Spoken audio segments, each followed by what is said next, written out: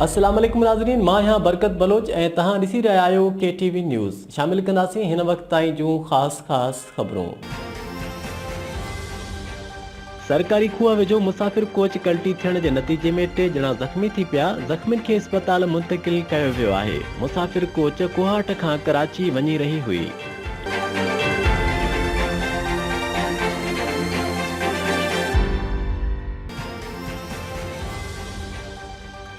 उबावड़ो जे समा मोहल्ला में घर अंदर औरत जो फाहू खाधल लाश हथे। वालदेन पारां क़त्ल जो इल्ज़ाम। औरत हसीना जो लाश पोस्टमार्टम लाइ इस्पताल मुंतक़िल कयो वियो।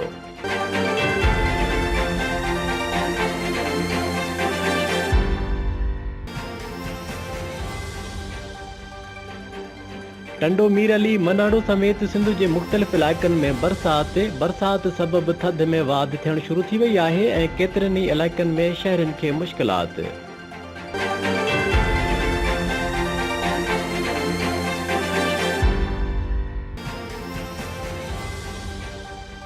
कंबर में वगण रोड ते मोटरसाइकिल खे ट्रैक्टर जो टक्कर लॻण सबबि 15 साला नौजवान फौती वियो।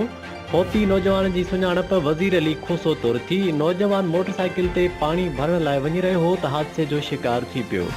लाश इस्पताल मुंतक़िल कयो वियो आहे, जॾहिं त ट्रैक्टर ड्राइवर वाक़े वारे हंधा फरार थी वियो।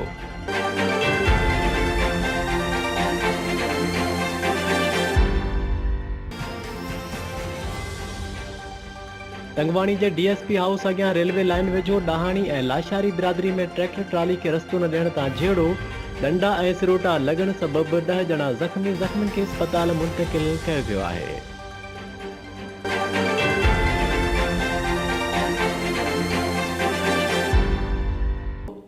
ही हुयूं हिन वक़्त ताईं जूं ख़ास ख़बरूं। वधीक ख़बरुनि ऐं अपडेट्स लाइ ॾिसंदा रहो KTV न्यूज़।